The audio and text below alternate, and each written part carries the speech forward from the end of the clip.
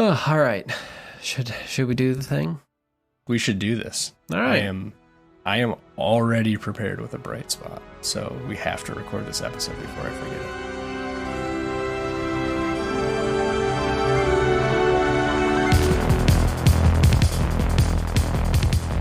All right. Hello and welcome to Codex. It's a casual lore podcast where I feel like more and more we are getting further away from the lore part, and somehow we manage to just chat about philosophy somehow. My name is Phil. I'm Logan. And today we're talking about a specific quest in Starfield called Operation Starseed. But before we talk about Starfield and why I decided to do it now, what's your bright spot? I actually have one of these ready to go. Our good friend Nick sent us a video of what was that game? Trombone Champ? Is that what that was? Oh yes, I think. Yes. So I had to show my partner that, because that seemed like a thing they would get a chuckle at, and I was correct. But that led us down a path of like weird instrument covers, like semi-nonsensical covers of songs. Yes. And I found a YouTube channel that I'm gonna send you this, because we should maybe put it in the show notes, because I think this is just kind of, I don't know, it's kind of delightful. I'm glad this exists. This individual does like play along covers with a speed bag. Interesting. Okay. So at Speedbag Bard is the Speedbag Bard? Yeah. Oh, this rips. Okay. Yeah. Oh, wow. I don't know half of these songs, but I already they're not love perfect, but they're like pretty good. They're approaching perfect, which I think is neat. And dude pumps them out pretty often. This is wild. You do get your Final Fantasy VII One Winged Angel, if we want to stick with like a video game thing. Meshuggah's Bleed popped up yesterday. Chop Suey by System of a Down. Love that. That one's pretty good. Yeah. Oh, this dude is just absolutely drenched by the end of these.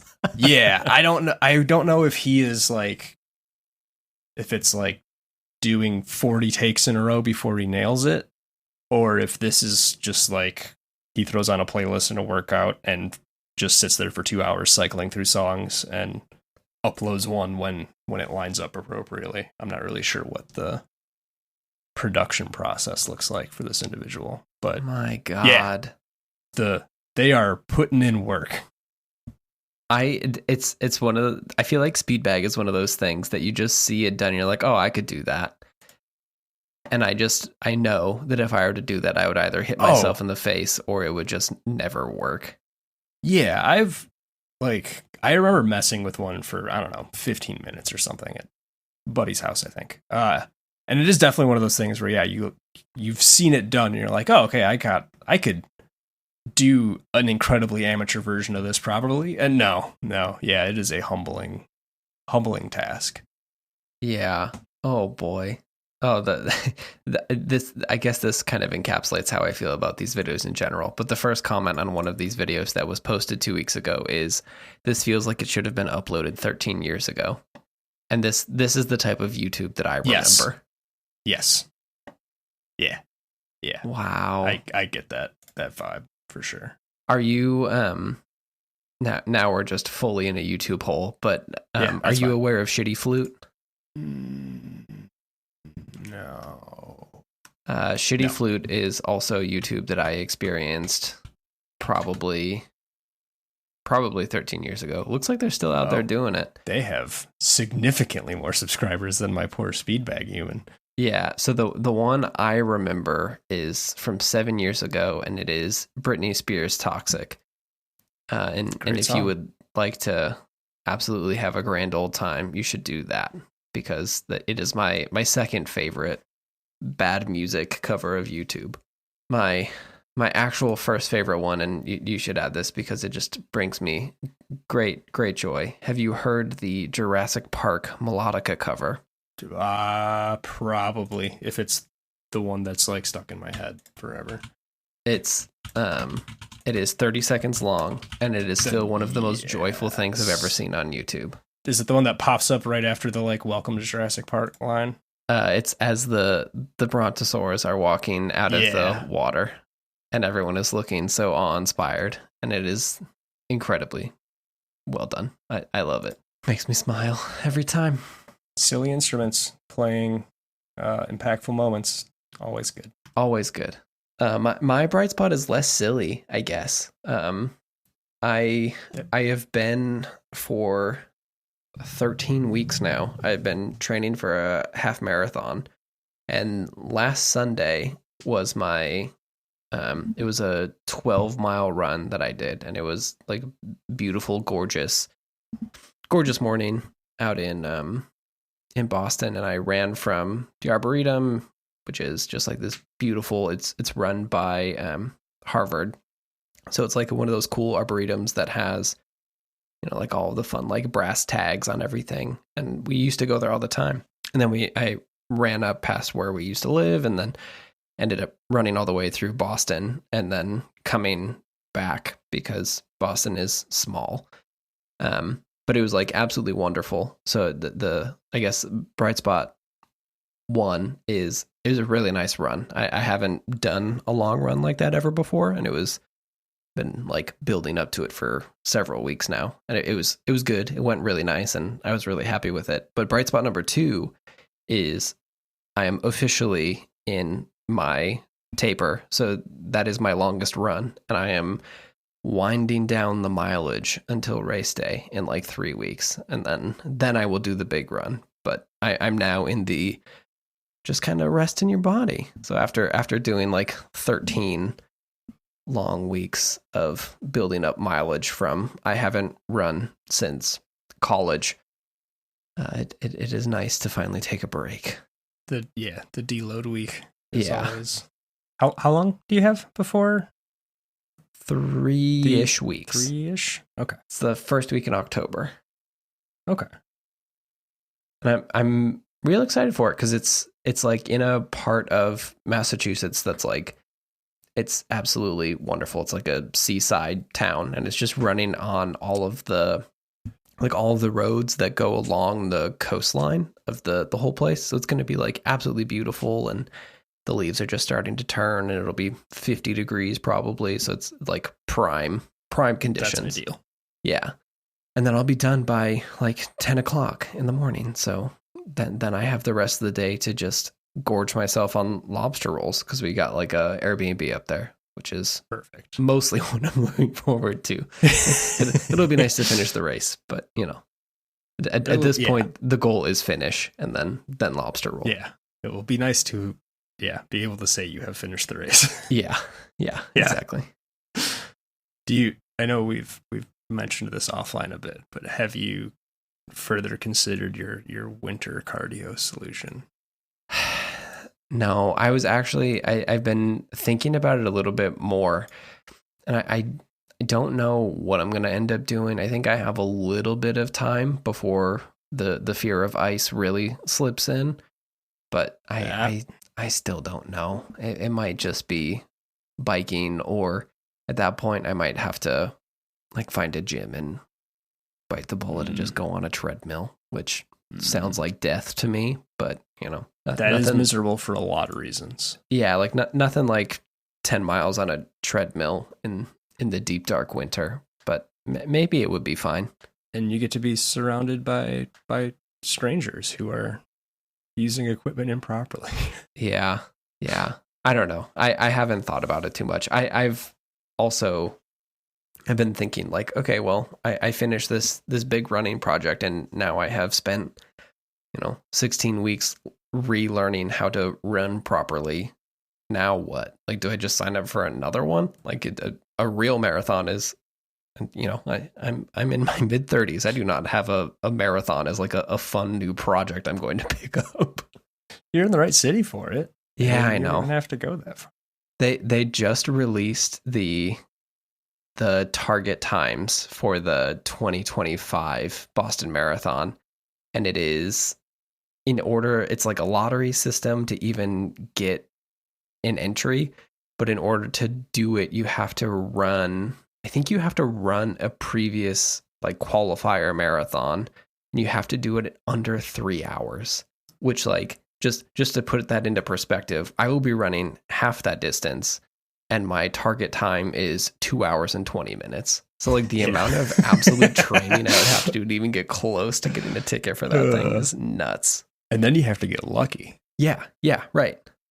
Can you imagine doing all that and like just not geeking over that line, and they're just like, "Yeah, your number didn't come up, bud. Yeah, sorry, 258. Good luck maintaining that for another year." Yeah. So then you fly somewhere else and have to make it happen. Yeah, no, thank you. I don't know if I can, like, running for 2 hours is fine. Like that's a fun, enjoyable thing. Most of the podcasts I listen to are that long now, but three plus feels hard. Yeah, you're getting into like Lord of the Rings territory. Yes. Yeah. At that point. Yeah. And it just becomes like a logistical hurdle. Scheduling that many long runs in a period of time, I would imagine, is just like the scheduling on it is annoying. How many hours a week are you up to if you continue to increase that distance? Like, that's a never ending. Yeah. At least with weightlifting, you just lift heavier things for roughly the same amount of time. Right. But yeah, cardio, that's going to balloon. Yeah. I think I'm basically up to doing around a little over, I think it's like 25 miles a week now, which means that, you know, I run 4 times.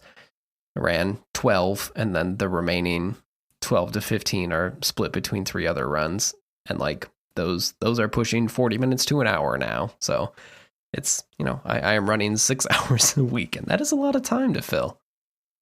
Yeah, that's just the running, not the like wind up and clean up and wind down. Yeah, that either. This is a real tangent on top of a tangent, but when I went to my first race a couple months ago now, I was just like hanging around and just eavesdropping on other people, and I remember this is a truly baffling thought that I even had this, but I remember listening to 2 guys, and they were talking about like, what their warm-up routine was going to be. I was like, oh, okay, like, yeah, warming up, like, obviously you're just that's like, a thing people do. Yeah, right. That's what you do. I was like, I was going to do some stretches, like, that's fine. And then they're talking about how, like, oh, we'll only have time for like 1 or 2K, I think. And then I realized when I'm standing there in line, oh, right. Yeah. In order to get ready to run, the only way that one gets ready to run is to also run. Like you just run a little bit. You run a little bit, and then you can run some more later. It's like, yeah. But I signed up for 4 miles. I didn't sign up for 4.5 miles. If I wanted to do 4.5 miles, I would have got a different race. Have you considered sitting in a circle, stretching and counting to 10 in German loudly? See, that's the kind of aggression that I would like to bring to my race in October. Unfortunately, it does mean you have to lose immediately. So, well, I can't guarantee you're going to finish the race if our pattern holds. Yeah, from high school soccer. Yeah, we never won, and we usually won lost one by game, almost double digits. So we won 1 game, which was one more. No, we won like 3 games that year, which was at least a new record. I think. Yeah, they had not won a game the previous season, so. Just exponential growth is what we brought to the table. And it was all due to the counting, I think. Yeah. So Starfield, huh? Yeah, I don't have a transition out of that one. Yeah. So there's a bit of a journey to go on here, as you would expect in a space exploration game, I guess. I've been meaning to do a Starfield episode for a while because I have very complicated feelings about Starfield that maybe we will talk about. Have we not done a Starfield episode? So we haven't. This was part of the reason I wanted to bring this up, because the actual Starfield episode we did was the episode where we spent 2.5 hours recording a conversation critiquing a bunch of wiki pages, which ended with us lambasting a website that gave Starfield a 94 out of 100. That did happen. I read multiple court cases that night. Yeah. Because of that one. Yeah. We read court cases. We read some privacy policies. It was truly unlistenable. But we did do it. Yeah. And that's when we talked about Starfield. Okay. Maybe we'll just like I'm going to throw a spoiler warning right here because I want to talk about Starfield in general, and then we can talk about the rest of it. Sure. Starfield. The reason I wanted to talk about Starfield at some point is that I think it's going to be really nice to talk about Starfield when we talk about Star Trek. Yeah. I think there's a lot going on in Starfield that is, part of it is Star Trek, part of it is Firefly, and then part of it is the rest of there's Alien. It's just like sci-fi. Like there's just like general sci-fi cribbing from everything. And I really like Starfield because I really like Bethesda games. But I think that it's bloated and not like a super great game. It's a solid, in a world of no sevens, it's a good 6. But the thing I like about Starfield, and I guess this is like the big spoiler, you're never going to play through Starfield, right? I can't imagine the series of events that would lead me to thinking I had the time to devote to a game I don't particularly care about, and I'll just listen to you talk about through anyway. Yeah, I've played 125 hours. I've done almost every quest in that game. You don't need to do that. Here's the deal with Starfield. Starfield is a game that is in the Bethesda mold, where there's just a shitload of side quests that you can do. There's all these different factions that you can follow. And I think that generally, had they thought about it slightly differently with what I'm about to tell you, I think they could have made a really interesting and cool game.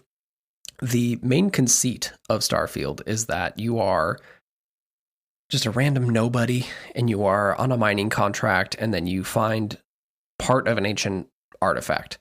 And you find the artifact, you take it to Constellation, which is this explorers guild, which was just a bunch of rich people, and now it's mostly fallen apart. And the rest of your quest throughout that game is to find these artifacts, and then you combine all of the artifacts.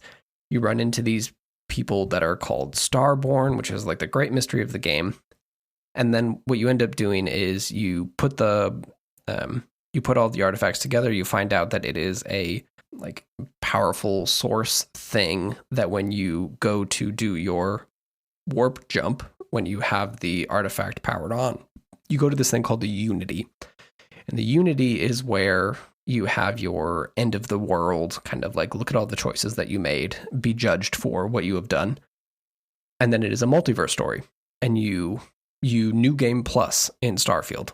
Like you go to the Unity, you become one of these Starborn people, the person who has seen the multiverse, and then you new game plus start over. You get a cool alien spaceship, a cool alien spacesuit, and now you start the game over. And like you can basically go in and you have like new dialogue options that say like this is the Starborn option, where you just say like, hey, I know what you're going to do. I'm just going to do that thing, or we're not going to do that thing. And it's like a way to skip through the game, which is fine. But the thing that I like about it the most, and why I think that there's probably nothing that we can like really talk about with this until we get into something like Star Trek, is I think that the game unintentionally has an incredibly good message about New Game Plus and roguelites as it pertains to material possessions. Because you New Game Plus and you become the same person, like you're just a fractal version of yourself, but you lose everything. None of the people that you met know who you are. The quest progress is completely started over.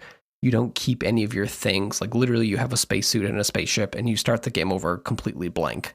And it is, I think that it is like a really cool way to do that story, but I think that it succeeds not in the way they want it to. Like I finished that game, I New Game Plussed, and I was fucking bummed.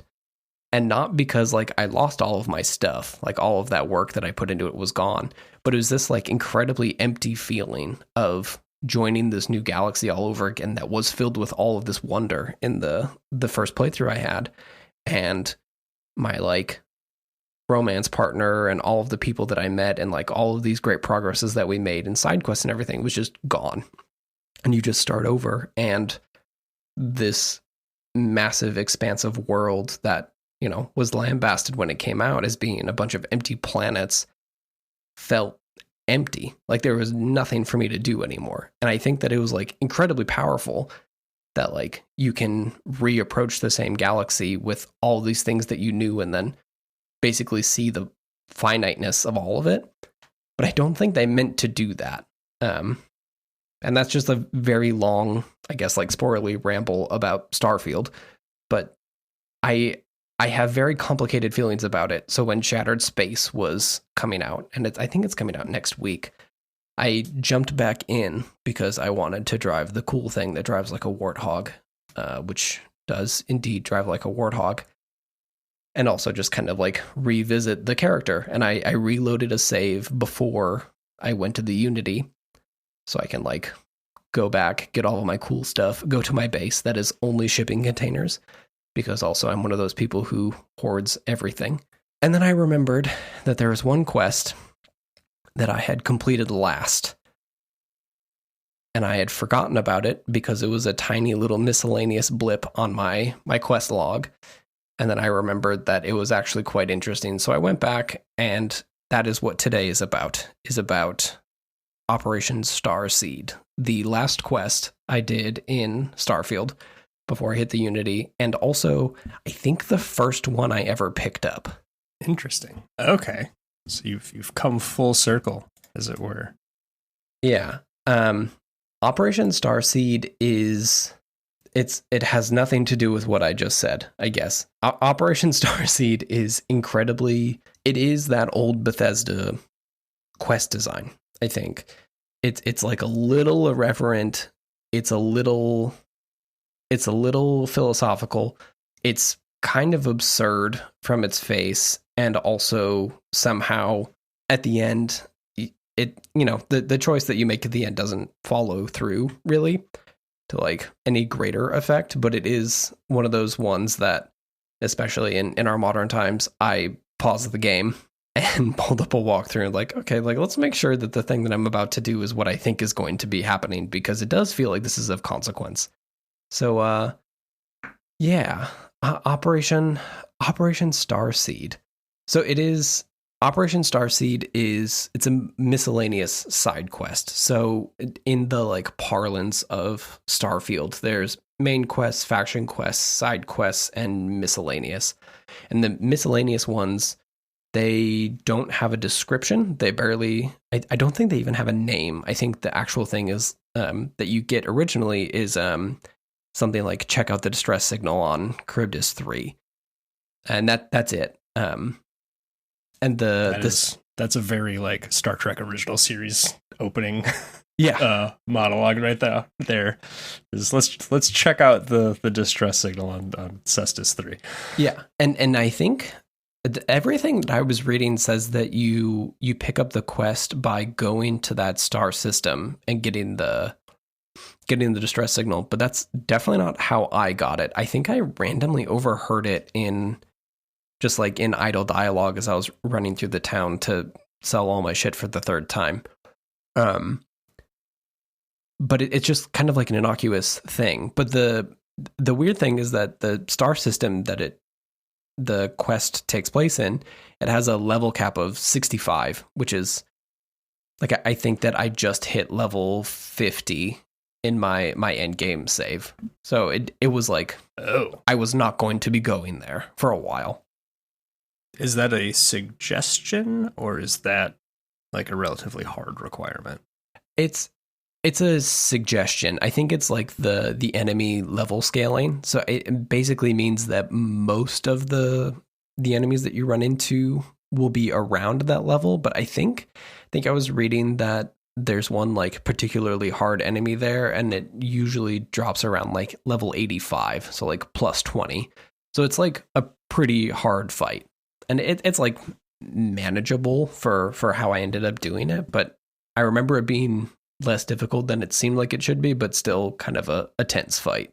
Okay, so even with that like big level gap, you're still able to get some things done.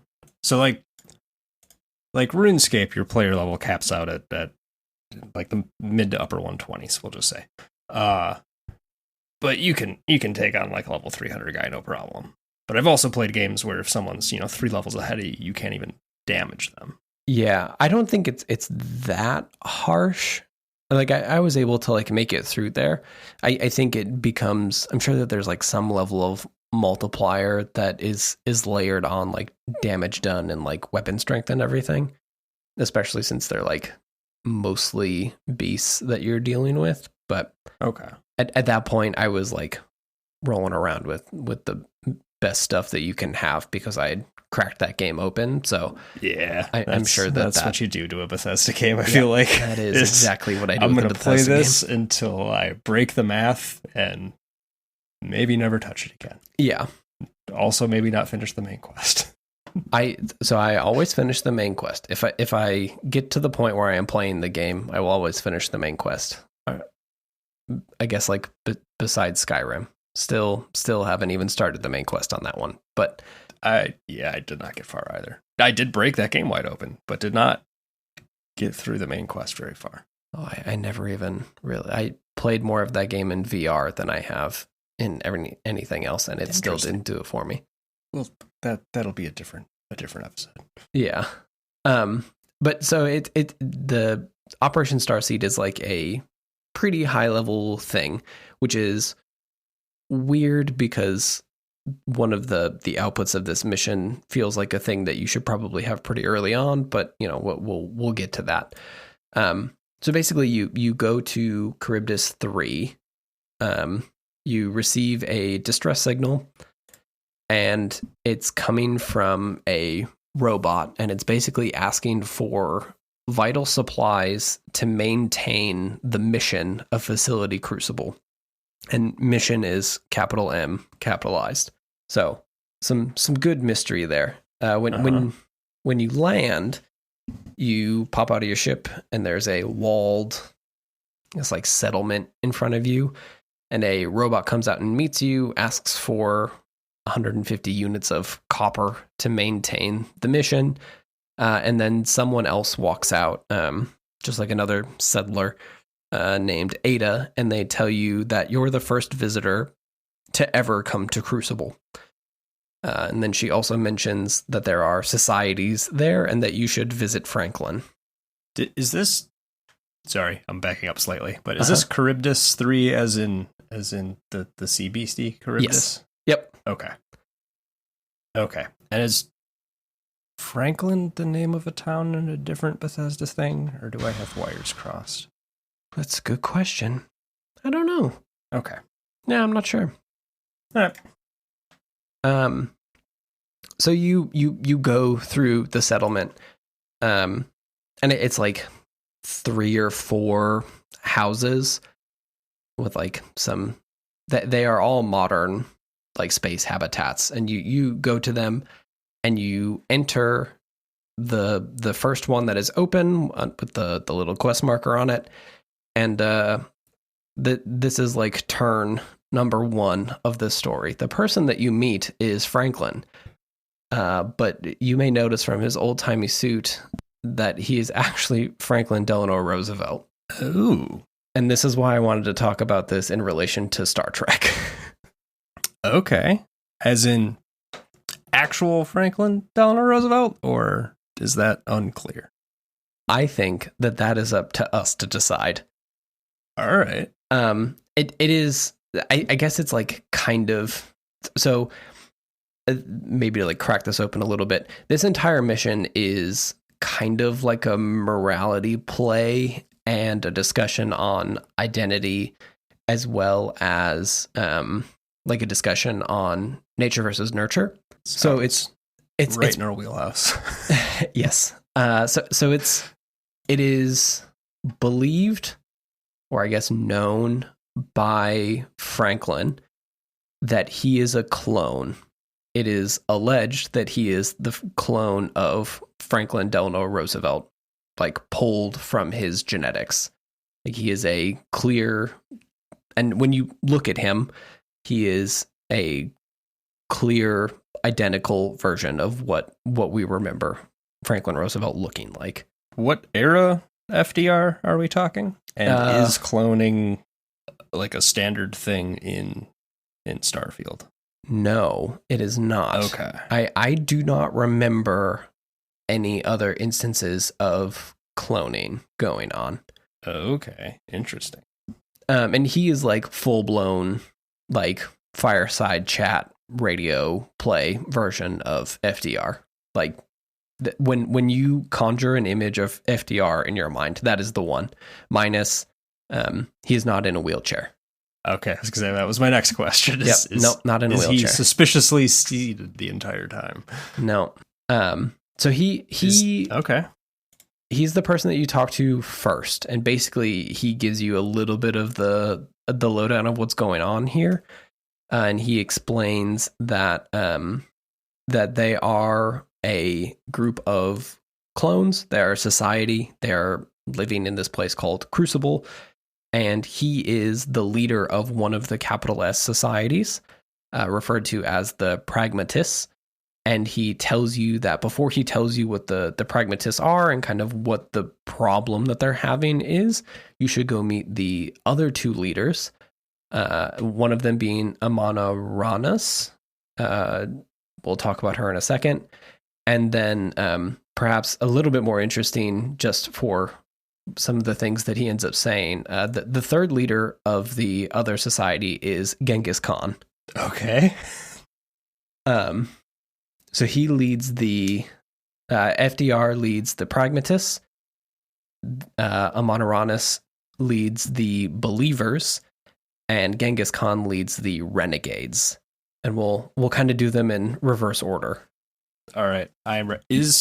Before we start that, is their issue like successive replicants being having their like genetic material fading over multiple clone generations?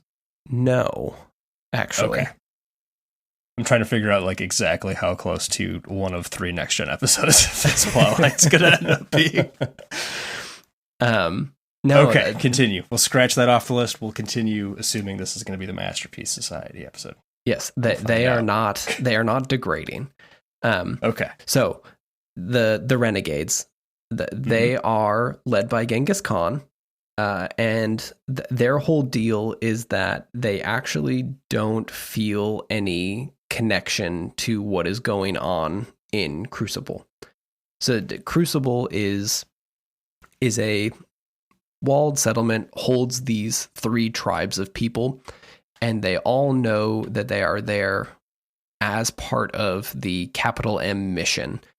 And each one of them has kind of a different view on what the capital M mission is, but the general consensus is they were placed on this planet, and once they are deemed worthy, they can leave this planet. But the robots that keep them alive, feed them, all that stuff, once they travel like a mile or 2 outside of the settlement, they are killed, and then they are reborn. So another clone is generated of whoever dies, and after 8 to 10 years, they rejoin the society and they continue to go on. This grand experiment continues going until they are deemed worthy by the mission, by the robot, the people who are running the experiment.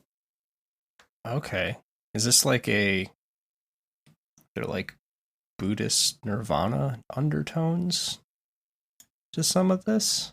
I think it's more of a... So part of the reason I even wanted to talk about this one is because I think I did a bad job last episode, actually, talking about great man theory. Because I think what is going on here is it's the great man theory, but what if they were all great men? And what wonderful kind of society you could make with a society made of great men, and then introduce them to the rest of the world. So you have a great Congress. But we are still running somewhat parallel to a next gen episode. Okay. So this is good. All right. So yeah, the renegades led by Khan, they Genghis Khan. Sorry, now that we're talking about Star Trek, I have to make sure Not that it's the other separate. one. Yeah. Yeah. So Genghis Khan believes that this whole plan, the mission, is just a bunch of garbage, and that Crucible is a prison for all of them, and that it is his role to break out of this prison and join the stars, because he don't need to achieve any mission. He's his own man. He can go do what he wants to do. The believers, led by Amaniranas, who is, I think, the only historical figure in this list that I didn't know.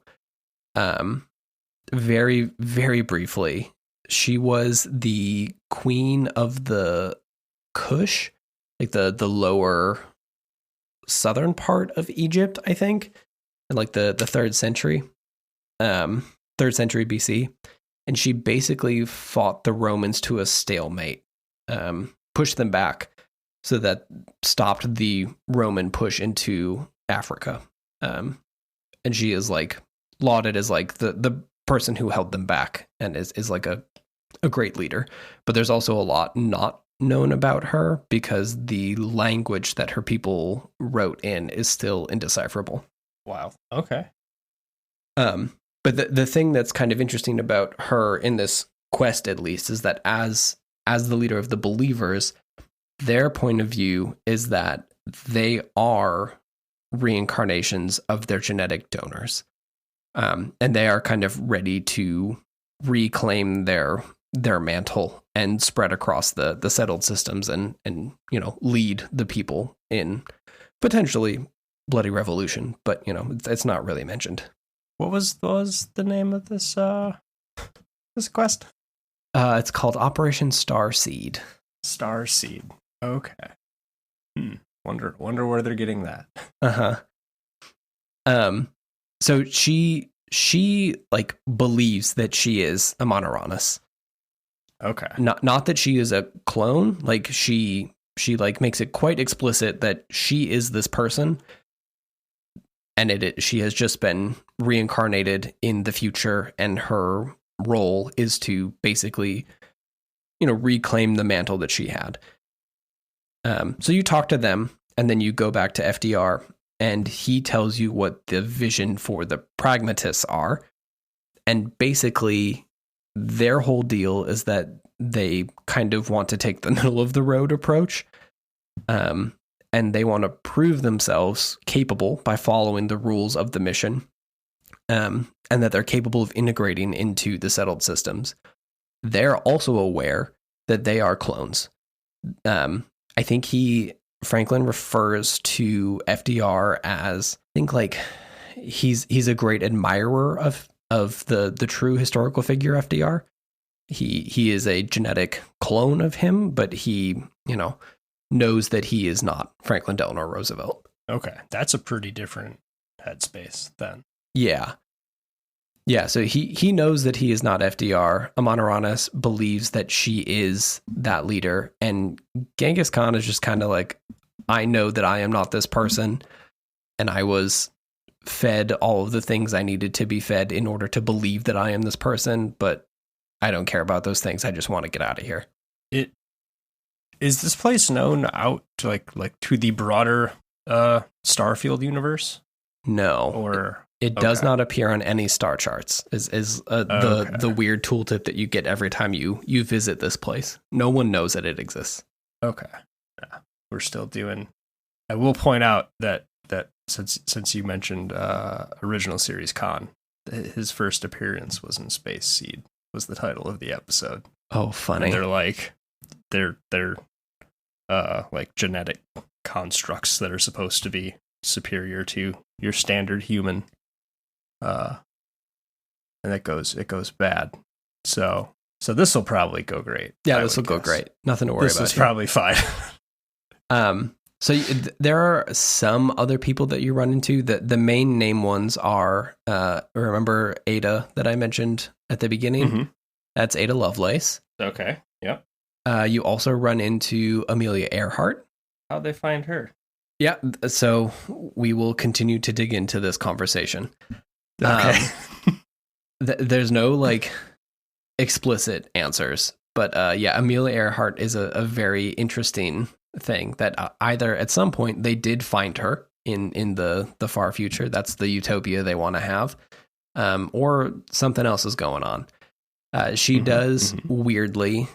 All of these people look weirdly like they're, actual like real life forms. So like Amelia Earhart looks like Amelia Earhart, down to the has a funny leather bomber jacket and a scarf. Like is what you expect. Gotcha. So they're all like in uniform as well. Yes. Yeah. The weird thing about Amelia Earhart that I don't remember any of the other people mentioning having something like this, but she knows how to fly a starship. That's just a thing that she picked up. Like I think they refer to it as like the indoctrination protocols of it. Like at some point. Yeah, that's fine. Yeah. At some point when they were telling her who Amelia Earhart is and who she is, also she learned how to fly a starship, which I think is the only. Does anachronism apply to this? Yeah, anachronism. I guess that would be an anachronism. Yeah. Just going in like the opposite direction from what we're used to. Yeah. And then the only other person that has a name in this village is the person who runs the local inn, also the sheriff, and his name is Wyatt Earp. Okay. Because why not? Yeah, they're doing that. So as you kind of go around and talk to everyone in this first bit, you kind of get a better-ish understanding of what the mission is. And the main two places you get it from are Amaniranas and Franklin. Amaniranas believes that when someone has achieved their potential, the facility is supposed to set them free. But because the reason you're here is that the machines have been breaking down more and more, so no one has been deemed worthy. So they need to prove themselves to claim their birthright, she says. And surely someone by now would have done that, but something has gone wrong and it hasn't happened. Do we know what metrics are being used to determine a person's worthiness? No. They don't say anything about what the expectation or what the rubric is for achieving their purpose.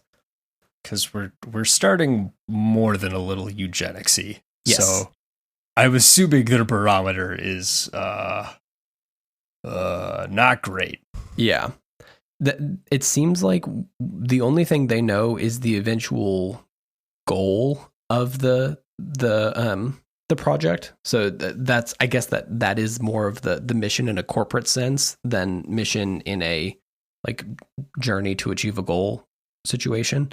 And Franklin says that their entire purpose is that they should lead humanity into a new golden age. And unfortunately, he I think, being the pragmatist, he basically says the facility has gathered some of the most obstinate and dangerous personages throughout history, and it has told them that they should lead us in a golden age via whatever means they see appropriate.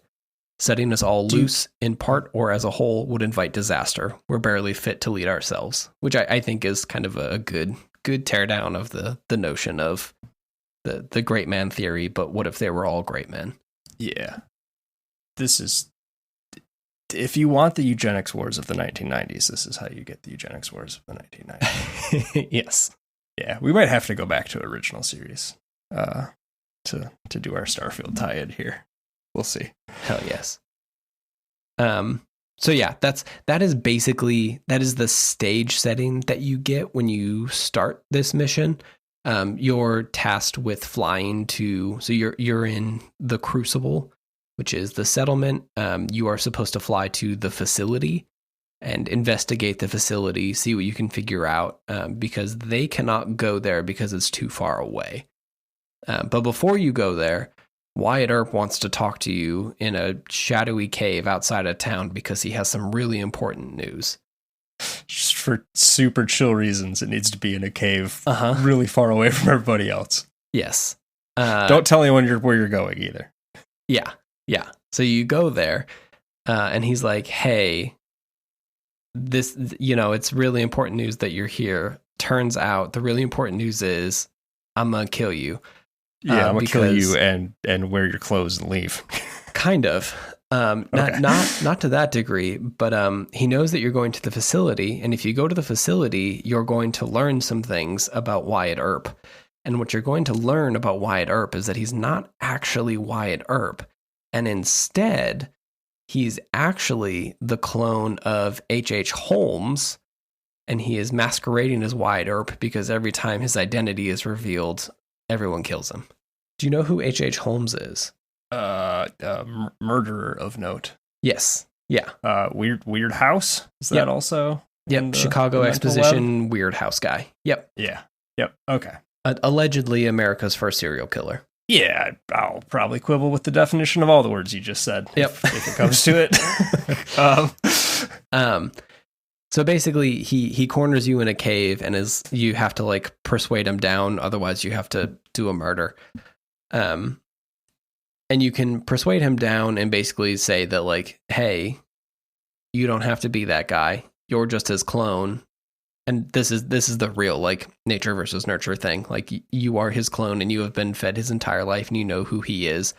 But you are your own man. You don't have to do that if you don't want to.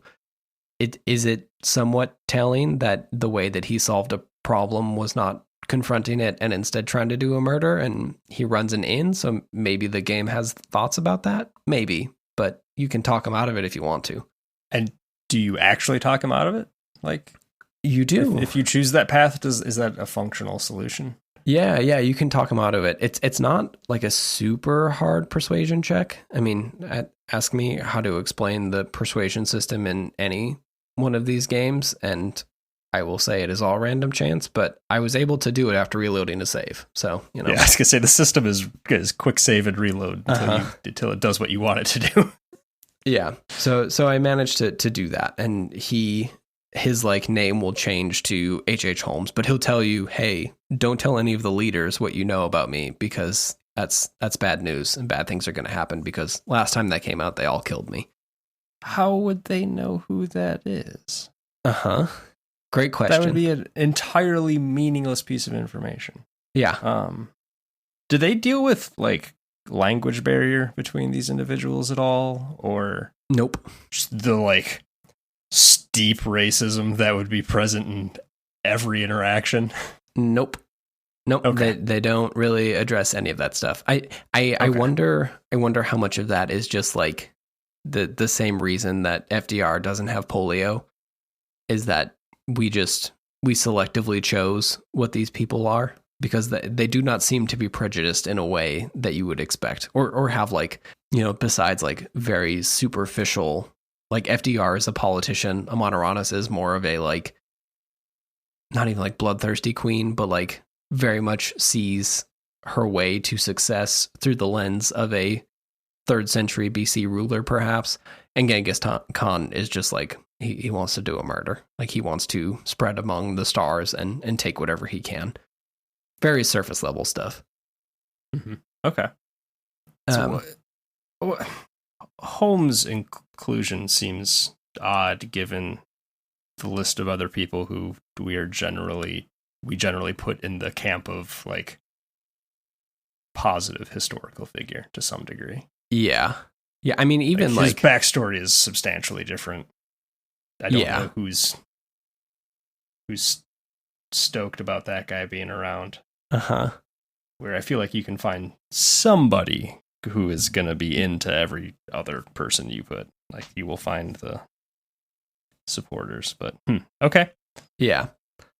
And so facility. Yeah. Do you go? You do go to the facility. It is overrun by space roaches, so you take out some space roaches, and also some robots. Yep. Okay. And you, throughout it, you find, I think, like 6 or 7 different data pads that tell you a rough story of what has happened here. 2 different stories. One is people rediscovering the facility, and that it was actually a spaceship before it was a facility. It is the spaceship Galatea, which we will talk about in a second. And then the second part of the second half of the data pads you pick up explain how the people who are in Crucible actually broke out of the facility. So the facility is where they were originally, and then Genghis Khan got a bomb, blew a door open, all of the horrific, murderous wildlife outside, killed them all, and then because that place was no longer safe, they built a new one somewhere else on the planet. Is kind of the gist of what's going on. Okay. And you get to the end of the facility, and you are stopped by a security override that you need. And it's very funny because the door that is blocking it is the shutters that they close in front of a Hot Topic when the mall closes. It's one of those.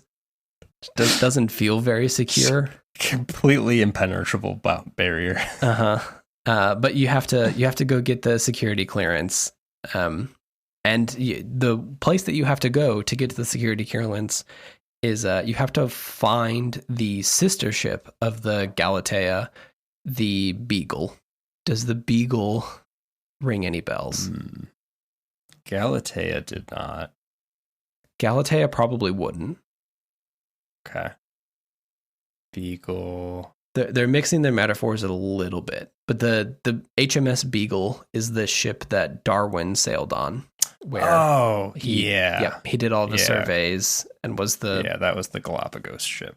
Yep, and that's the inspiration for theory of evolution through natural selection.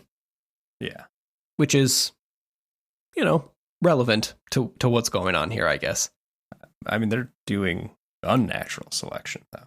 Yeah, they're doing weird evolution and questions about how that actually works. Galatea, I found two different references to it. The first one was a series of Dutch expeditions that circumnavigated the globe in like the 1840s, I think, around the same time as the Beagle. I didn't see anything that was like super obvious about why that would be called that. But the other thing that is maybe more thematically relevant is the myth of Galatea. And basically it's the story where the king Pygmalion is a sculptor, and he made the most beautiful statue of all time. And he loved it so much that he prayed to Aphrodite to bring it to life. And then they got married, and he loved his statue so much. It's like one of the original doll comes to life stories, I guess. Okay. So we got kind of like almost two different poles of two different ends of a spectrum here. Yeah. I think with the natural selection and then the like intentional creation happening. Yeah. With the sculpture. And like the intentional creation, I think I couldn't find like a great answer to this, but I think the assumption is that the statue that Pygmalion makes is so beautiful and the closest a mortal could make to a statue of Aphrodite that like it is close to godliness, and that's why she brought it to life. So I kind of think that it's almost a reference to how we like idolize these people. We make grand statues of them, and given the opportunity, we try to bring them back to life in a way. Gotcha. So you're going like in this sense, like through cloning with that. Yeah. But you're, and maybe this is important, but it sounds like we're getting a facsimile of the person more than the person themselves, if they're altering them significantly. Yeah, and even this question comes up.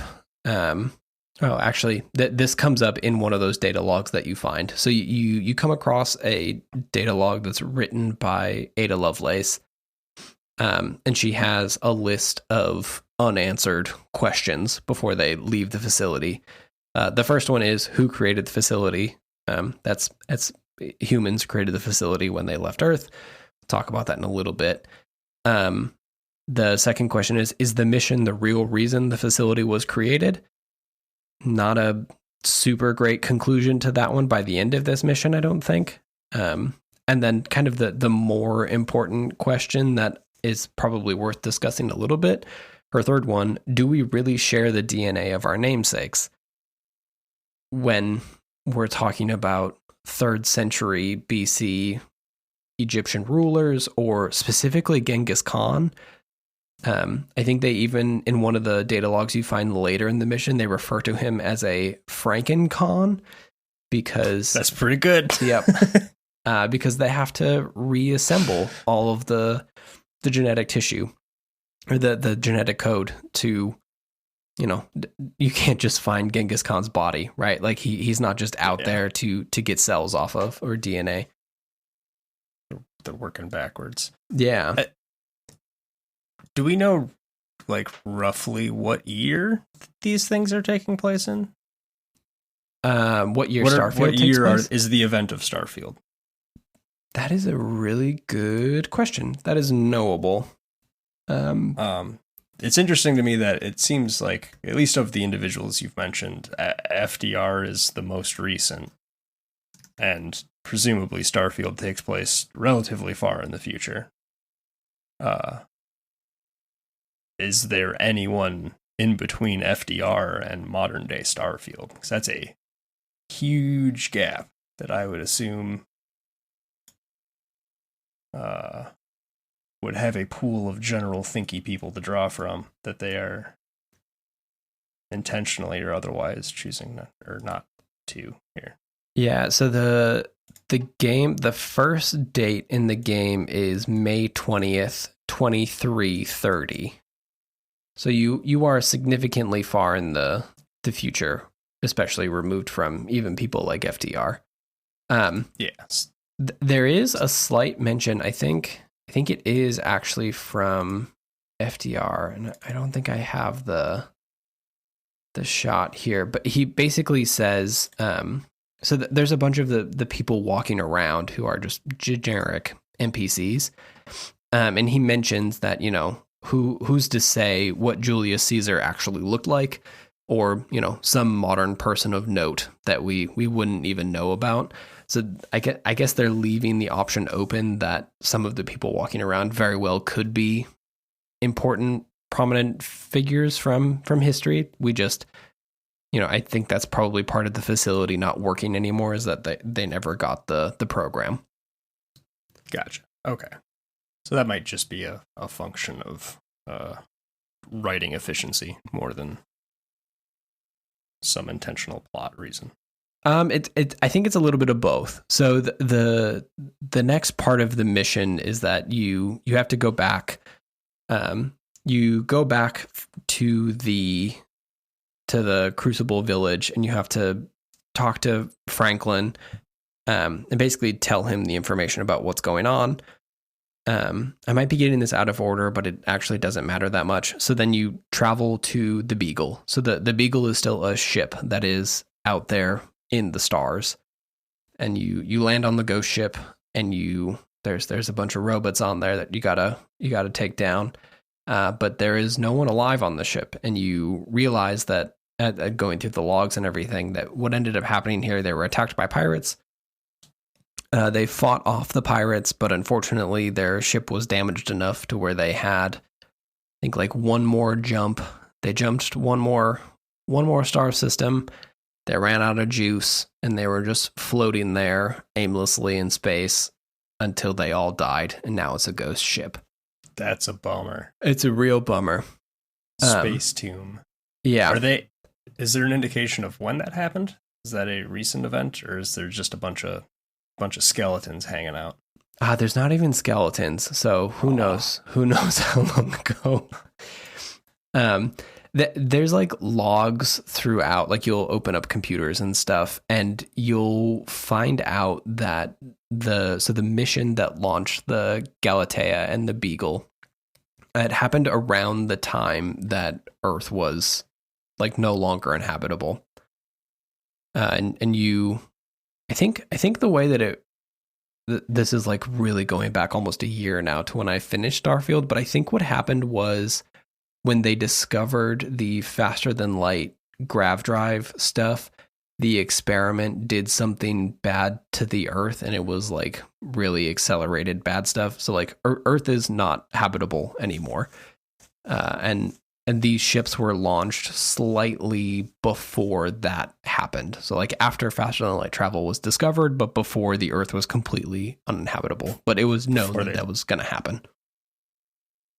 Oh, so okay. So it maybe like to place this in the timeline, it was there's another mission that we'll talk about. The Constant is a generation ship that was sent out, and that was sent out by prominent like philanthropists and like rich people who wanted to have a generation ship to travel among the stars and find a new place to live. That was before grav drive was invented. These guys, and that was back when like there were nations still. When the Beagle and the Galatea were sent, there is like mention that it was when the United Colonies existed. So we're talking about like post creation of the Federation to kind of like throw it in Star Trek parlance. Gotcha. Okay. But before like the establishment of space colonies, I guess. Like it was in that mad gold rush to get off of Earth and find a new place to live. And the goal of these, the I guess original mission of these two ships is they are to go out among the stars. They're to find a suitable place to start this experiment with the general idea that the ineptitude of Earthlings up to this point is what caused all of these problems. So if they could only make the perfect society made from the most perfect or successful people in Earth's history, then like they would be able to bring, a golden age back to humanity because they have, rulers by all of the best. And there's like a tiny mention in here of, I don't know if I'm going to be able to find it exactly, but I think it was set up to be incredibly matrixed in a way that is each one of them is supposed to counteract the other. One of the people that is mentioned in those logs is Otto von Bismarck being counteracted by Amaniranas. That dude. Okay. Yeah. Also wouldn't consider a great man of history, but Yeah. Someone's great man, I suppose.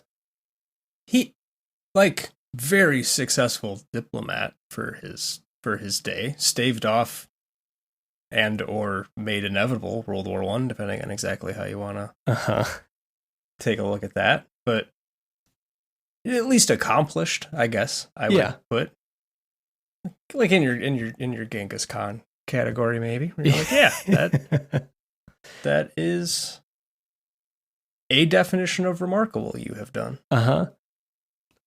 So you find all of this stuff, and then you get the security override after you find out that they drifted in space and slowly died. There's also a discussion that they have been traveling for so long that many of the scientists who originally had planned the project were dying of old age, and they were no longer able to continue the mission, which is why the Galatea landed on Charybdis 3. It was not the perfect world to land on, but the lead scientist on that ship wanted to land and actually start the experiment and allow the Beagle to continue going and try to find a more perfect planet. And because they did that, they split the genetic samples between the two of them. So it's already an imperfect experiment based on the original stuff they had set up.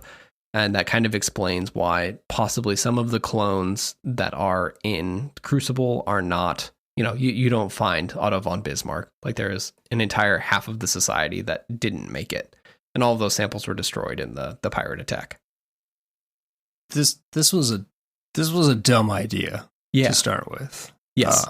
Executed worse. But like I feel like I don't know, doesn't the status of this mission kind of invalidate their entire premise? A little bit. And then they clearly need the people that actually do work to do work, or their spaceship wouldn't be on the ground. So that seems to kind of undercut their entire premise a bit. Yes, a little bit. And it continues to get worse, mostly because all of those scientists that landed on the Galatea also start dying of old age. And it has, at this point, it is completely run by robots. So they are all just executing programming that has been degraded based on the facility falling into decay. And they are just in their loop. So you get the override on the Beagle, and then you return back to Crucible to tell everyone what you discovered. And this is kind of like a pivotal choice. You basically decide which one of the three leaders you would like to give the security override to. And this is your pick a side in the conflict. Which one of these do you approve of? Is nuke it from orbit one of the options on the table? Not in this conversation. Okay. So basically you can decide to sign up with, let's see here. Oh, you know what? No. So you do that you do that before you go to the Beagle. You say, hey, I'm going to decide to go with you FDR, you Genghis Khan, or you Amaniranas. And when you return, things have come to blows and they're about ready for war. So you can basically side with one of them and maybe get one of the other ones to come to your side, but eventually you will have to kill one of the three in order to proceed in the quest. I suppose they didn't call it Crucible for no reason. Yeah, it is a true Crucible. And then once you do that, you basically put together a plan for what you will do next based on who is still alive. And then you go back to the facility and then update the mission parameters. And actually, can we take a real quick break? All right, where was I? You pick one of the three. Which one of the three did you pick? I picked FDR. His whole deal, kind of the way it breaks down, is what they want to do. Genghis Khan is like, hey, give me the security code, go back to the facility, make me the super admin of the plan, and then we'll just turn this shit off and we can leave. Just absolute freedom. Let's go to the stars now. We all earned it because we're here and alive and humans, so we should just do it. Amaniranas' plan is basically to determine the test of people, like the test that everyone must pass, and if they do pass this test, then they're able to fly to the stars, and those who have not passed have to remain on Crucible until they achieve whatever the test is. And then FDR's plan is Amaniranas' plan, make the test, but work with her to make the test and then also wait 20 years so that they can kind of create a society and then earn their way to go out into the stars. There's not really a great option there. I feel like you kind of just let them go. How many are there? I guess maybe I'm misunderstanding. There's less than 20, I would say. It's small. What are they gonna do? We'll get to what they do. Yeah, just let them go. What's the worst that could happen? The other thing is that they are all infertile, so they also cannot repopulate the area that they are, and it's kind of mentioned or referenced that possibly if they were in control of the facility, they would be able to learn more about their origins and then undo some of the programming that they have, and perhaps reverse some of those, like the infertility, and crack open them data banks to find out all of the other information that they don't have. Okay. Which is part of the reason I was like, okay, let's wait 20 years. You're about to get a whole bunch of stuff. So maybe before you run out among the stars as literal Franklin Delano Roosevelt, it might be good to just like hang back and read some books or something. Is this the first cycle through all of these clones? Or No. have we gone through? Okay. We've gone through several cycles. Okay. So did they not visually age, or did you just happen to show up when all these people look like their Wikipedia picture? Yeah, I'm not sure. So there's like some reference when you like bump into some people that they'll talk about, like Khan will be back in, I think they said they'll be back in like 8 to 10 years or something. So there's like some amount of accelerated aging that is going on possibly. Okay. Or he like comes back as a 10-year-old and then ages in the village until he becomes becomes the Wikipedia page. I guess, do they start from infants, or maybe they're coming out at like mid-30s already or later? Yeah, I'm not sure. When you go to the facility, you get through the secure area, and there's just like full blown, like adult size bacta tanks in there. Okay. So possible that they come out in their mid-30s form. Yeah. Yeah. Huh. Okay. So you go with FDR. Yep. And then he's like, okay, cool. Go do the security clearance, and then get to the computer and make me super admin. And it's literally referred to as super admin, which I really appreciate. That's good. I like that. He's like, check out my clone armies of FDRs that are now going to kick your ass. I've replicated myself 10,000 times. Yeah. It's all very pompous and fun, but you know, the New Deal is actually just all FDRs. I assumed that was like there. like a knuckle duster that he had. One of those New Deal, and he just lays the smack down on Genghis Khan. Everyone does have old Earth pistols, which are just 1911s, which is also very weird. Some reason there are guns, and they managed to get a lot of them. Everyone has guns. Somehow that makes the most sense. Yeah. So you go there, you go to the facility, you fight through the robots, and then you start fighting through clones, and they're just called clones, and they're all wearing clone jumpsuits. And there's like 6 or 8 of them that you end up fighting through. And I think it's kind of assumed that those are just the facility kept pumping out clones, and these are either ones that are being educated to be something, or it's all gone really bad. But they are immediately hostile to you. So like there's no chatting with these clones. Maybe they're like stem cells where they come out like undifferentiated, and then at some point they're like, you're gonna be an Abraham Lincoln now. Oh, there is no Abraham Lincoln. That feels like that would have been a normal poll. That guy died on the They already did that in Fallout.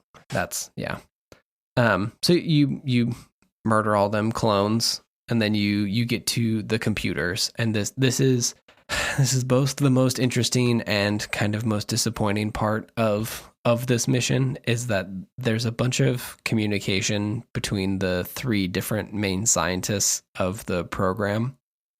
But because the place has been decaying and being destroyed, their logs are all halfway garbled, so it's really hard to parse together what is going on here.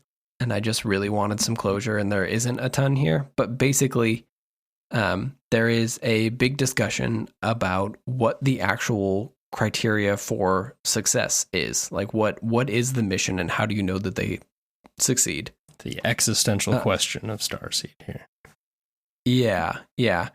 And basically the conclusion, as easy as it is to pull together, is that if the clones are able to outwit the robots and the systems, and they figure out how to reproduce and neutralize the safety protocols of the facility, then they should be able to basically like seize the robots, make them work for them, make them into tools, and then turn the facility to their own benefit. Then they, should be able to succeed further. But if they can't beat this simple facility, then how can they possibly go join the stars? Is kind of where it breaks down at the end. It doesn't sound like from your description of like your assault of the facility as a player, it does not sound like this was designed as like an educational scaffolding experience.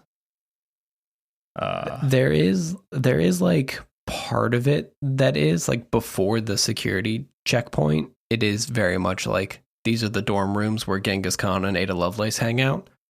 But the security bits are definitely not that. Like, they are very much industrial facilities. I would expect if the facility itself is the barometer by which we're measuring the performance of these individuals, would you not set it up in like a more logical way, like more of like a like steps to it? Yeah, like Portal or something. Like what? Yeah. Like if you want them to demonstrate a certain quality, then you would create a challenge that requires that quality to bypass it. And it doesn't sound like that was necessarily done, other than like, here's your kind of generic metal fortress that you need to assail. Yeah, and kind of the thing that the more I played through it and started thinking about the security override that you need to like override the systems and grant someone access, that's on a different spaceship. Like in order to get it, you would need to be able to already leave the planet, which makes it seem like perhaps getting through that security lockdown, like that might just be the barrier between the science team and the test subjects. And by them blowing open a door and leaving the facility, the test has already been invalidated. Like perhaps the actual test has nothing to do with getting through the security checkpoint in that way, but perhaps some other way within the now decaying building. But it's there's no indication that is the case, but it's the only thing I could think of. Would that still be an issue if the ships didn't split up like they originally intended for the two ships to land in the same location, settle in one place? So yeah, that's true. Like maybe just like the destruction of, like, by separating those, the test has already been so severely invalidated. It just seems odd that they would continue the experiment knowing that it couldn't be solved. Yeah. Well, I mean, let's be fair. This was ill-conceived from the beginning. Like, oh yeah, like this absolutely. This is not good work product from rollout. Yeah. The actual mission here is that they took a bunch of exceptional individuals and hoped that they would be able to work together and somehow be the leaders that everyone needs. But yeah, it's ill-conceived is a good way to put it. Okay. I did just remember another original series episode in which Genghis Khan makes an appearance. So okay. So there's another tie-in. I don't remember the name of it now. I'll have to look it up. But in the ep, I think the rough idea was like some alien race traps your original series main characters on a green screen planet, and this alien species is like, hey, you guys as humans seems like you do like a good versus evil thing, so we want to see how that plays out. So we're gonna like resurrect or create some simulacrums of some traditional baddies from Earth, and you're gonna be the good guys, and we're gonna have you fight to the death and see if good's better than evil. I mean, that makes logical sense. That seems I can't that far off. I can't fault it. Yeah. I think, because I think Lincoln's in that one too. I feel like it's Lincoln, Amazing. Kirk, Spock, and I don't remember who the other good characters are, but Genghis Khan is definitely one of the bad guys. I like the idea of Captain Kirk just hanging out with Abe just Lincoln. palling around with Lincoln. That's real dumb. In a fight to the death with Genghis Khan and like some Klingon warlord or something. Yeah, that's good stuff. All right, so we're in the home stretch here. So basically, you get to the big old computer, and you use your security clearance, and you can do 3 things. You can reboot the computer and restore the current mission parameters, which does nothing. Just kind of maintains the status quo. No one gets extra power. The previous, like, last scientist who ran this place is still super admin, and the test continues. The second option that you get is that you can reboot the computer and choose a new super admin.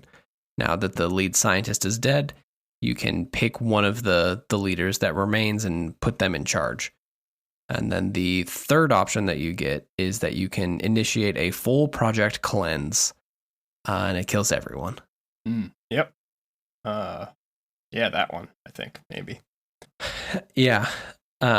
It's weird because each one of these has different monetary rewards. Like you obviously don't see it, but like when you achieve, like when you choose one of these options, it completes the mission or the step in the mission, and you get a reward.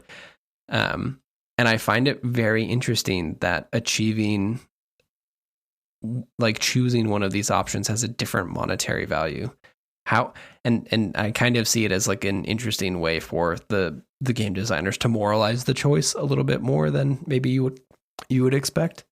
Yeah, it's at least maybe putting a thumb on the scale of the direction that they think is more correct than the others. Yeah. Are the amounts disparate, or are they all pretty close? They're somewhat different. What one is? Well, here I'll give you the values. You tell me which one goes where. Ooh. You have 2,000 credits, 3,000 credits, and 6,000 credits. So you have evil, neutral evil, and preferable. I assume the kick the can down the road is the lowest value. Okay, maybe. Well, so you would say, I guess 2,000 credits for reboot and restore. Yeah, I don't know if they're assigning value by like their own morality or by boldness, which I think is how I would do it. Where I feel like that option's kind of like not making a choice, so I would disfavor that one as a designer. Yeah. And that leaves do a murder and what's our third? And then grant super admin privileges to one of the remaining leaders. Do whatever they want, or do the murder of everybody. Yeah. We're gonna do the murder at the top. You get the most rewards for the cleanse. Okay. Which leaves the other one as the middle option. Middle amount? Because if everyone's dead, I assume you could just like loot everything. So it's kind of like a handoff for that. And you are also the most firmly making a choice with that one as well. I will say, if you do the full project cleanse, that does mean that you don't get to have Amelia Earhart as a companion. Ooh. Yeah, that's fine. Final answer. Okay. Yeah, I mean, like, I don't want her flying my spaceship, I don't think. All necessarily. Right. You got all of them wrong. Oh, I assumed so. Yeah. Yeah. Reboot and choose a new super admin. So it does not matter which one of the leaders you give super access to, simply by allowing one of them to choose the destiny for all of them is how you get the most credits. Cowardly. All right. The second most is, so half that value, 3,000 credits, is just reboot and restore. Send them back to the status quo. Yeah. Don't side with any of the leaders. Just make I guess, like, send them into like a weird eternal purgatory. Yeah, that one seems Sisyphean in like a real nightmare sort of way. That kind of led me closer to the cleanse option. Yeah, and initiate full project cleanse basically kills all of the clones, and I think is at least somewhat assumed that it just ends the cycle, and that is your lowest tier rewards. So it seems like they are hoping you follow their breadcrumb trail. Yes. Like, do you to give another tabletop RPG reference here? Like, do you stay on the rails or not? And you are being rewarded by how close you maybe stay on the rails to the original, like, writing of this plot line. Yeah, it's mostly just interesting that those values are obviously not known ahead of time. I just appreciate that, like, completing this step is valued differently in the eye of the game designer. So what'd you do? Oh yeah, okay. So I went back. I did Franklin. I said, "Hey FDR, I hear you got a new deal, and let's make this test." And that's kind of it. So you give them super admin access. You go back there and say, "Hey, it's done. You can do this thing. You got the keys now." And interestingly, when you choose the new super admin, it doesn't take your choice into account previously. So if you told one of them that they would be the person you back, you can still choose the other person without knowing their plan, I think. But I chose Franklin.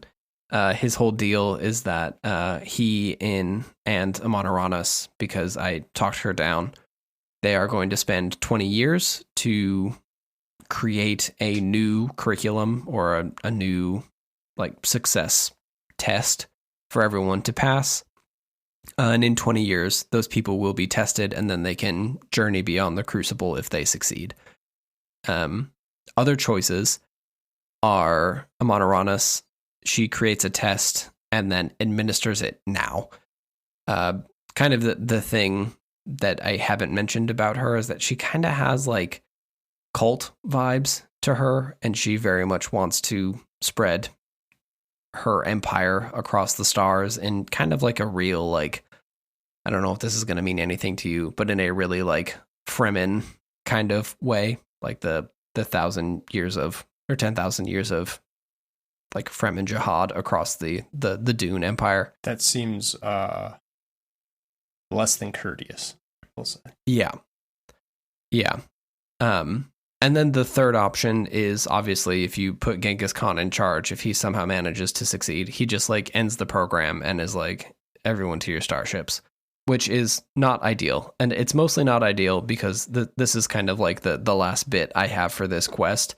Because I did some looking because I did not do the Genghis Khan approach. And there's actually been some pretty good documented follow-up on what happens if you let Genghis Khan just leave. And he surprisingly does his Genghis Khan thing.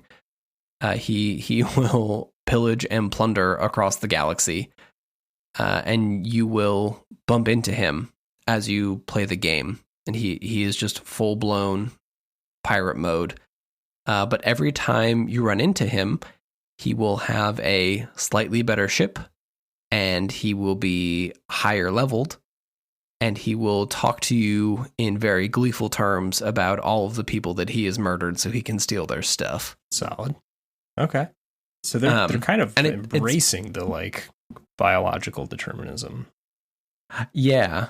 With that. Yeah, especially for someone who is potentially not completely biologically Genghis Khan, which I think is kind of an interesting twist on it. And also, I mean, their conception also seems maybe less true to history and more true to, like, elementary school style history.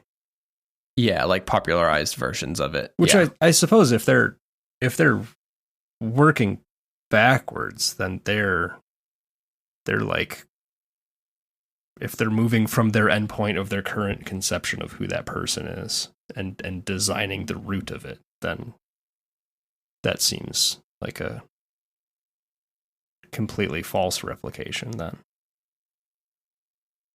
Like if you're starting, if they're doing like getting DNA and then messing with people's brains ahead of time to make them more like the historical figure, there's a lot of assumptions going into these particularly old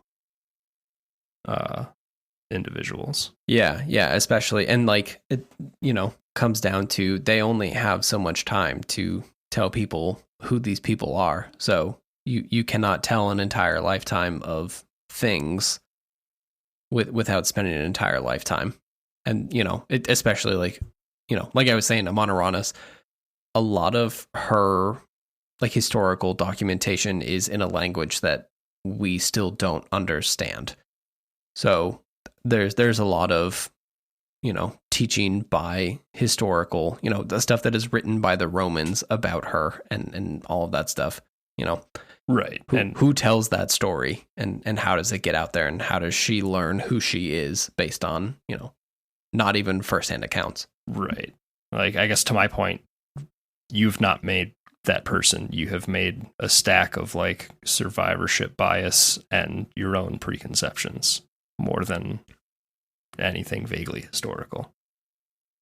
Yeah. And then you layer that on top of like, she is the one who believes that she is the reincarnation of that person. That it like kind of folds in on itself, that like she is clearly one of the most not that person, either by genetics or learning based on historical record, and then also because of that is perhaps more likely to believe that she is the reborn version of that person. Whereas FDR is like, he clearly knows that he is a clone and accepts that and kind of refers to FDR actually as a person that he admires, but is not necessarily who he is. Yeah, do we know how that came to be? It seems weird that one of them is aware of their cloneness and others are not. Genghis Khan, I mean, most of them are somewhat aware of it. So like Genghis Khan will reference that his previous clones will use old Mongolian trail signals to like lead him forward to other information or like different pathways. So he's able to like use historic knowledge of the things that Genghis Khan would know in order to further teach himself things. And I'm trying to think. And Holmes, H.H. Holmes, is aware that previous versions of himself also went by Wild Bill Hickok, and that didn't go well. And there are some people who previously knew that he went by Wild Bill Hickok. So there's like some carryover. How is that happening then between generations? Like how does the current version know what happened to the past versions? How are we incorporating? Because yeah, go ahead. Sorry. So it's not a full wipe when one of them dies. So when one of them dies, they rejoin the society around a decade later. But it's possible that previous people in that society are aware of who they were in a previous life. Okay. So there are like cycles of violence that continue throughout this. So Khan has been killed or will kill some of them, and then they will come back to the Crucible after their incubation time, if you will. Mm-hmm. And then they will rejoin society as like FDR. When FDR dies, he will come back in 10 years, but the rest of the people will have lived 10 years on the planet and things have happened. So he just rejoins society. Right. But okay, so let's say you roll up and shoot FDR in the face halfway through this mission. 10 years or whatever goes by, new FDR pops up. Does that FDR know who you are right off the bat? No. Okay. That's all like shared knowledge that's passed down between all of them. Okay. That's what I was misunderstanding. Yeah. Is there, I am way out of my depth with like ancient Egyptian religions. But I almost wonder if there's more of a theme of rebirth there, that maybe that's how she's why she believes she is this individual. If that individual had a belief in like a spiritual rebirth of some kind, then this would just confirm that religious conviction. Yeah, that's fair. I also am very out of my depth in that, but I can definitely see how that is like possible based on some of the different things in here. Huh. Yeah. It's a fun, weird quest, and it is very much not like this is not what Starfield is. Like you don't run into a weird quest like this all the time. Okay. Like there is a quest that is just straight up aliens, and there's some Firefly space sheriff missions, but like this is truly one of the most weird ones in the game, and it just feels especially odd that it is endgame and something that you just simply stumble upon as a like line item of go check out this system and see what's up.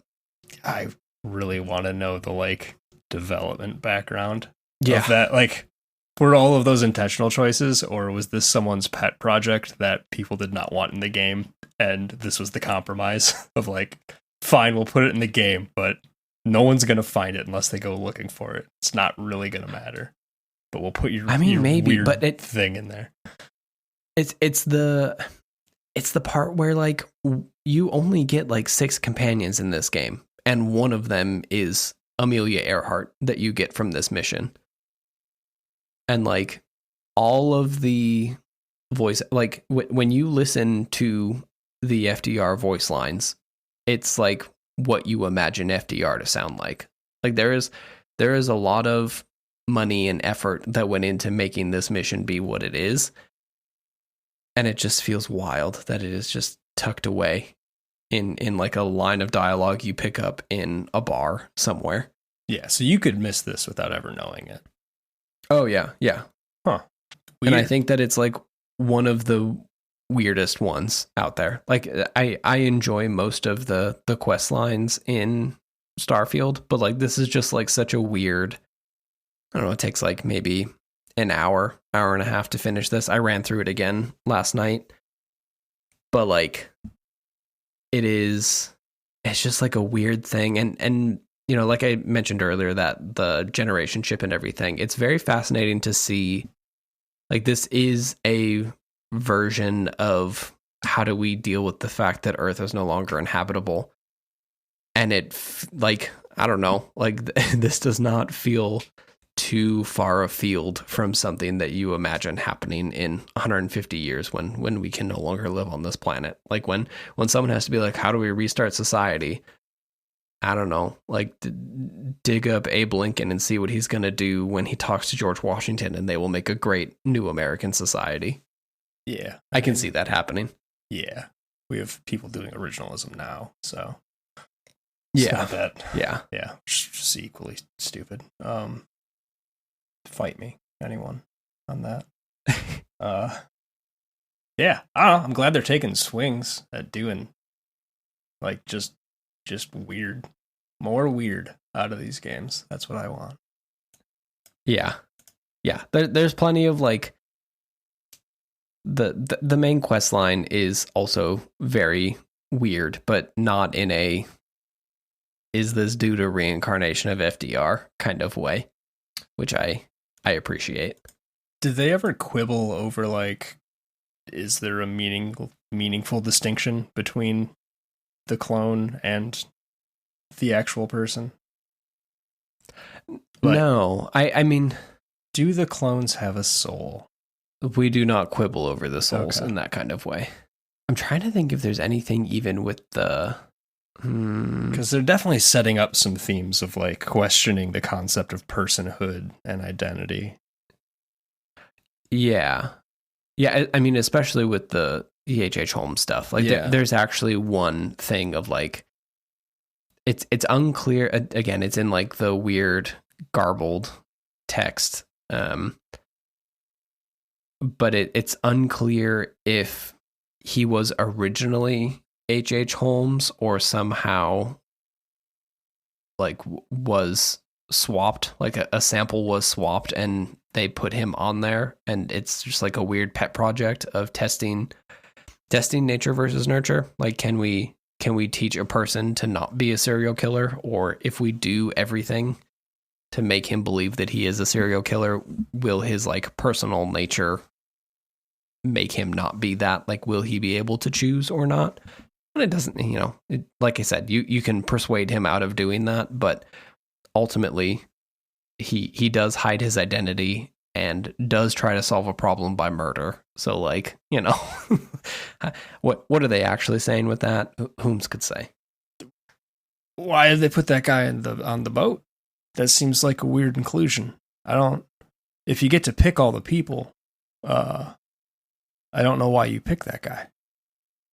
Yeah, I think I would have to go back and look, but I think the assumption here is that maybe the mission didn't pick him, but someone did.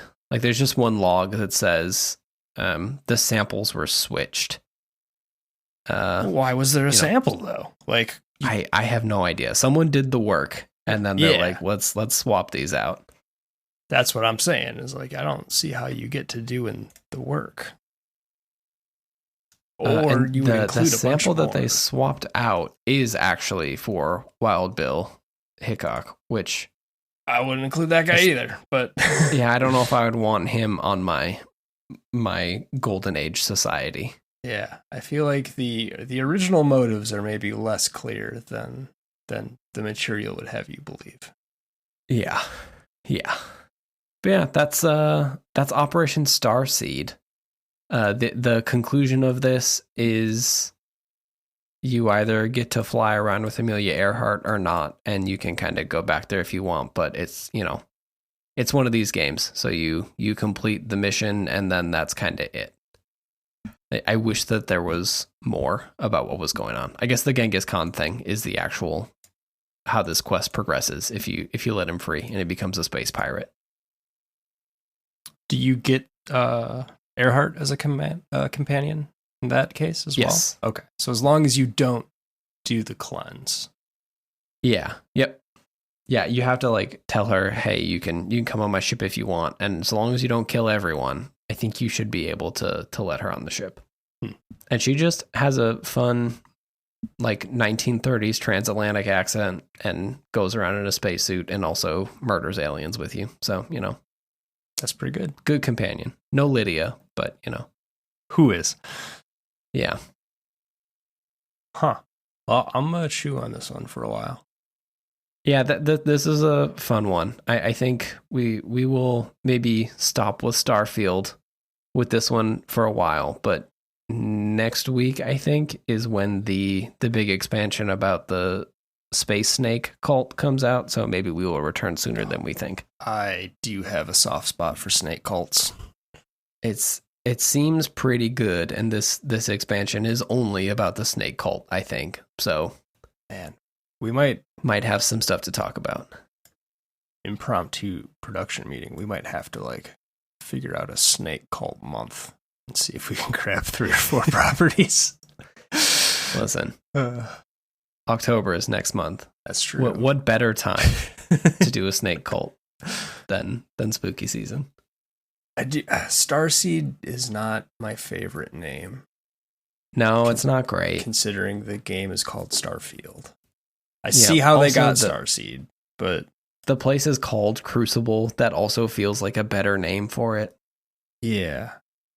Like Project Crucible is better than Operation Starseed. The original series episode with Abe Lincoln and Khan is titled The Savage Curtain, which is a good name. That is a good name. Well, I think we did an episode. Yet again, I picked this one because I thought it would be quick, but here we are. I'm going to have to plot our run times on a graph, and I feel like they've only increased. It has ballooned, yes. This might be 2. This is going to be close, isn't it? This one's going to be close, I think. Yeah.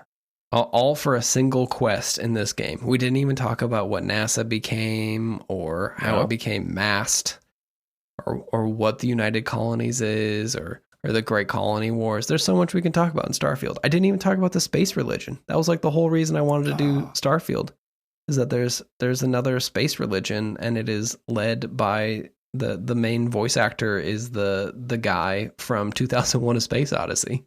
Solid. Yeah. That's a good, so we good pull for your space religion. There's a lot of that in Starfield. They know what they're doing. They didn't do a 10 out of 10 job, but they do know what they're doing. Somebody did a 10 out of 10 job. Yeah, somebody did. It was the talent booker mostly, but all right, that's an episode. Let's go to sleep. Yeah. Yeah, that's it. Go to gordonhamburger.com. There's 2 videos up, one on Dragon Age, another on Flintlock. I finally decided not to do a review and instead did a video about it, so deal with it. Our music is by our very good friend Nicholas Cahill. Hello, if you made it this far. Go listen to his stuff. Links to his SoundCloud are in the description.